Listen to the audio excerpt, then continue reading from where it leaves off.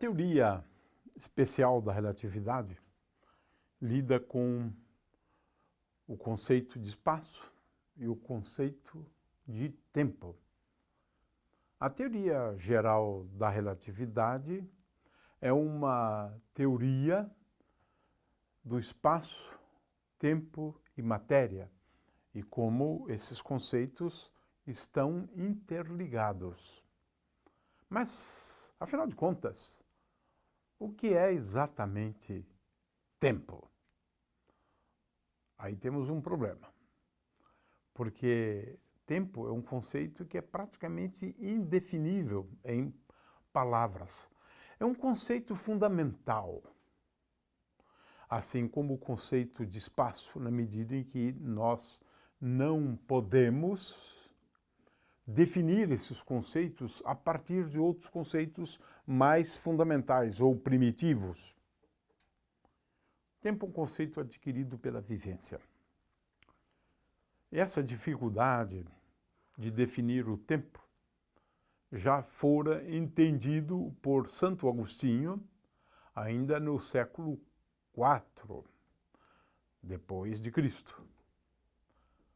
Dizia Santo Agostinho: se não me perguntar o que é o tempo, eu sei. Mas, se for para eu responder a quem fez a pergunta, aí já não sei. Ele está apenas refletindo essa dificuldade da gente definir esse conceito. E também é uma promessa da teoria de tudo elucidar esse conceito também de tempo, como o tempo emerge. O fato é que tem havido muita discussão ao longo da história da humanidade sobre esse conceito, né? Se é um conceito subjetivo, ele tem sim um caráter de subjetividade, né, embutido nele, né? O fato é que a gente prefere falar do tempo, assim como fizemos no caso do espaço físico, falar das características, das propriedades, né, dos atributos do tempo. Isso já é um pouco mais fácil, né? Porque ainda aprendemos no início do século passado a responder uma pergunta: por que o tempo flui só numa direção? A flecha do tempo. Existem vários livros só a respeito desse tema. Muito bem, então vamos começar abordando algumas características, propriedades, né, do tempo. Vamos começar pela famosa questão do tempo ser absoluto, né, é uma possibilidade, né, e o tempo ser relativo, né, porque só existem essas duas possibilidades, né? Newton declarou que o tempo seria absoluto, ou seja, o tempo é algo que não tem nenhuma relação com algo externo a ele, né? De forma que o tempo é absoluto na percepção de Newton e na teoria de Einstein, o tempo adquire, né, um caráter relativo. Mas veja que agora nós estamos falando em relação a sistemas de referência que se movem um em relação ao outro.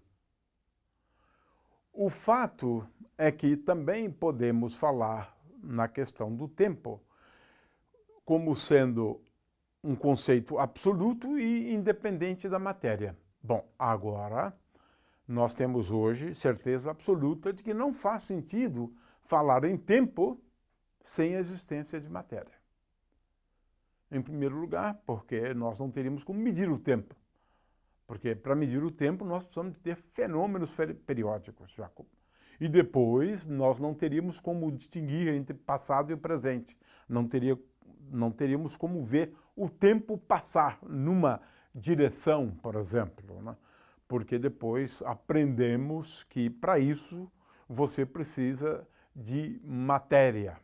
De forma que essa questão do absoluto, que dizer de tempo, sem falar em matéria, não faz sentido. O tempo, neste sentido, ele é relativo. No entanto, na teoria da relatividade, existe uma outra questão, ainda em relação a esse conceito de absoluto e relativo. Agora nós estamos falando de dois referenciais, né? Se temos aqui um referencial e um outro referencial em movimento em relação a esse, as coordenadas de um ponto não são absolutas, elas dependem do referencial. A questão agora é o tempo, se o tempo é o mesmo nesse referencial e no outro referencial. Nesse caso, nós estamos falando de tempo absoluto em relação ao estado de movimento de dois referenciais. Na teoria newtoniana, nós dizemos que se esse aqui marca um tempo, esse aqui marca um tempo t', então t igual a t'. Tempo absoluto neste sentido agora.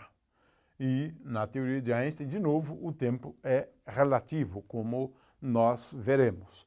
Então, essa questão do tempo absoluto e tempo relativo estabelece uma distinção bastante clara entre a teoria da relatividade de Galileu, ou o princípio da relatividade de Galileu, o princípio da relatividade de Einstein.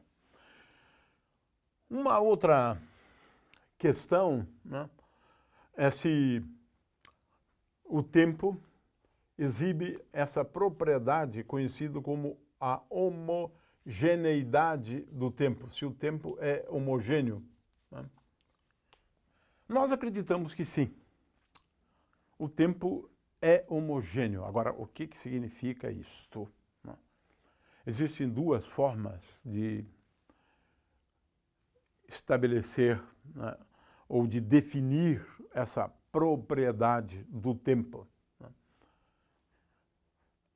A primeira, e acho que essa é a mais simples, né, é nos perguntarmos se as coisas acontecem hoje como aconteciam no passado e como acontecerão no futuro. Se um objeto cai, ele vai cair no mesmo intervalo de tempo. Aqui na Terra, nesse referencial, hoje, no mesmo intervalo de tempo, no passado e no futuro, no mesmo intervalo de tempo. Isso é homogeneidade do tempo. Uma outra maneira de dizer praticamente a mesma coisa é se as grandezas físicas fundamentais dependem ou não do tempo. Essa é uma questão, e a gente acredita que não, elas não dependem. Por exemplo, a carga do elétron varia com o tempo, que é função do tempo? Essa é a pergunta, né? A constante G da gravitação depende do tempo? Se ela depender, então os objetos cairão em tempos diferentes, à medida que o tempo passa. Hoje, o G teria um certo valor. Então, o objeto cai em função da aceleração da gravidade, que depende de G. A massa do elétron depende do tempo?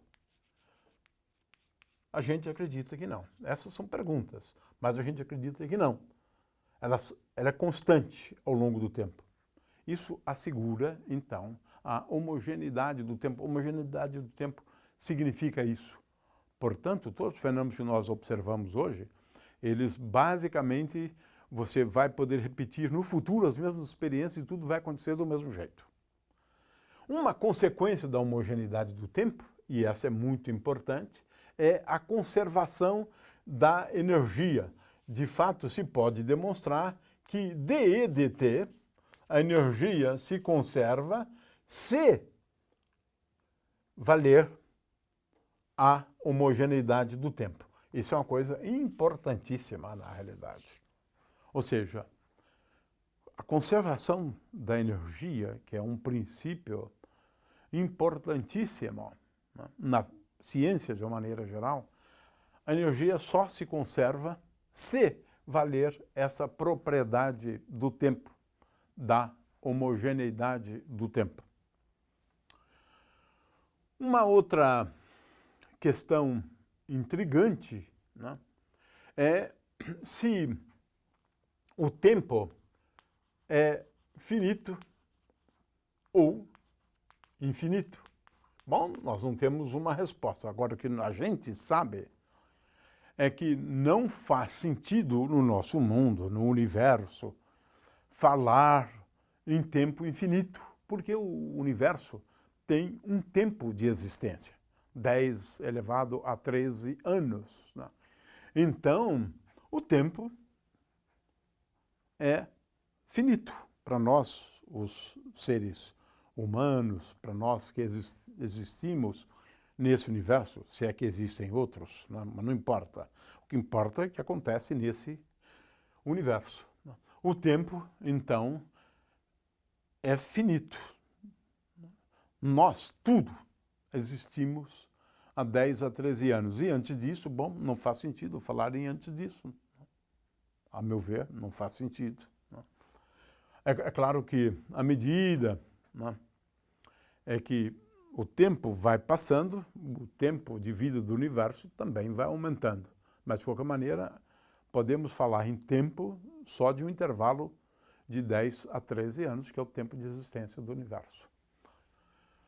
Existem outras questões, né? Eu levantei aqui até agora 3, né? Poderíamos continuar. Por exemplo,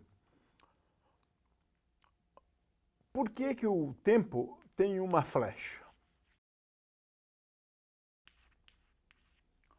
É como se ele transcorresse só numa direção. Só numa direção.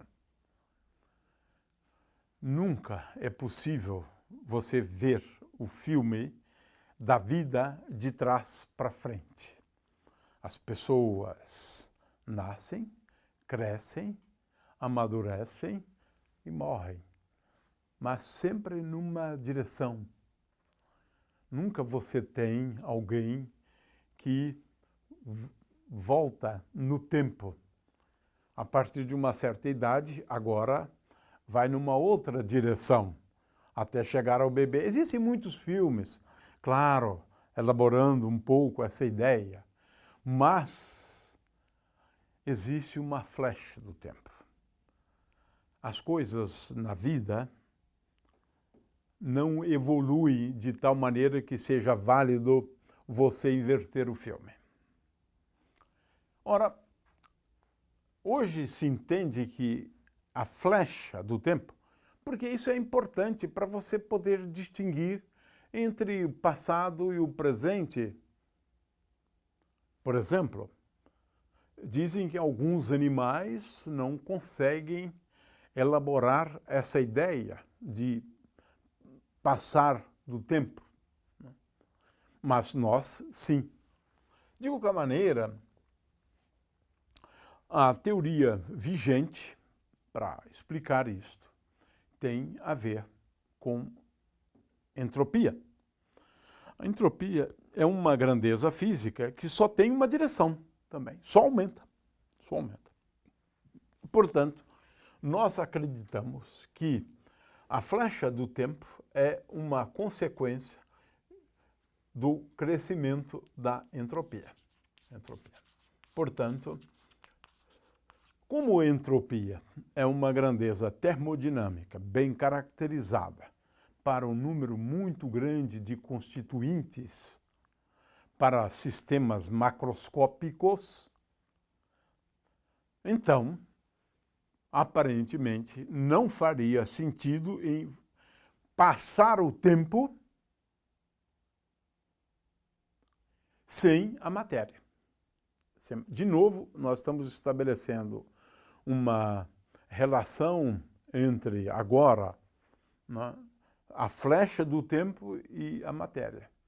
Portanto, se não houver a matéria, também não se poderia falar em flecha do tempo, tempo só numa direção. Uma outra questão, mas aí é pura especulação, nós não acreditamos de forma alguma, né, que isso seja verdade, é a questão da viagem, né, no tempo, se é possível. Isso, existem teorias, modelos, né, clássicos que levam a uma eventual possibilidade de viagem no tempo, mas isso são soluções das equações de Einstein, da teoria geral da relatividade, que eventualmente podem levar a isso. No entanto, aqui não se leva em conta a teoria melhor, que é a teoria quântica, na verdade. Pode ser que na teoria quântica isso também nem seja possível, né? E só é possível dentro do contexto de modelos particulares, né? Soluções particulares das equações de Einstein. O fato é que nós não acreditamos nisso, não, né?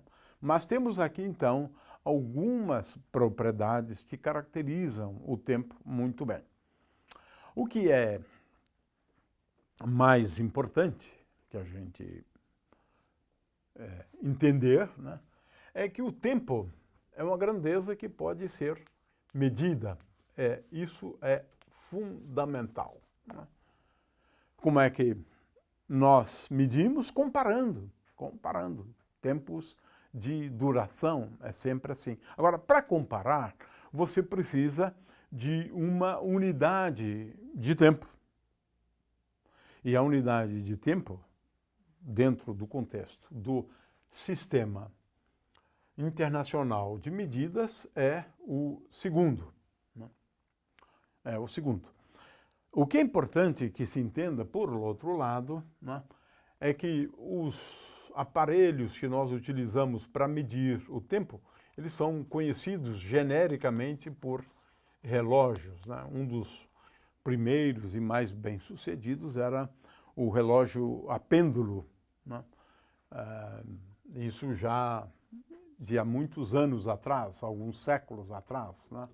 Mas utilizamos ao longo da história da humanidade muitos outros relógios, né? Relógio de sol, relógio d'água e assim por diante. Hoje em dia falamos de relógio atômico, mede o tempo com uma precisão absurda, né? Absurda, um atraso de alguns segundos ao longo de toda a história de existência do universo. Isso dá uma ideia, né, da precisão desses relógios conhecidos como relógios atômicos.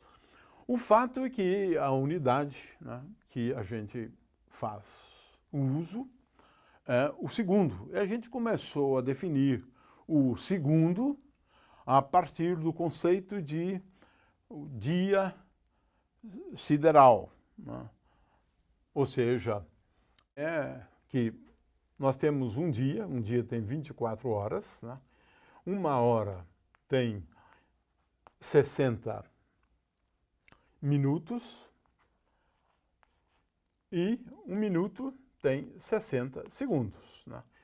Portanto, um segundo é essa fração de 1 vezes 24 vezes 60 de um dia. Essa é a definição mais simples, né? É claro que hoje nós temos um método mais preciso, né, de definir, né, o que é, então, um segundo. Não uma fração de um dia, mas temos uma definição muito mais precisa. A ideia é a seguinte: você considera o átomo de césio, né, 133, né, é um isótopo do césio, e agora você observa uma radiação emitida por esse átomo, e essa radiação ela tem uma energia, essa energia é igual a H vezes Ni. Ora, Ni é a frequência, portanto, o período desta oscilação é igual a 1 sobre Ni. Ora, 1 segundo hoje é aproximadamente 9 vezes 10 a 9 períodos desta oscilação do Césio, 133. Portanto, aqui nós temos uma nova definição do segundo, que é baseada no período de uma radiação emitida por um determinado átomo. E hoje em dia essa é a definição mais precisa do que seja o segundo.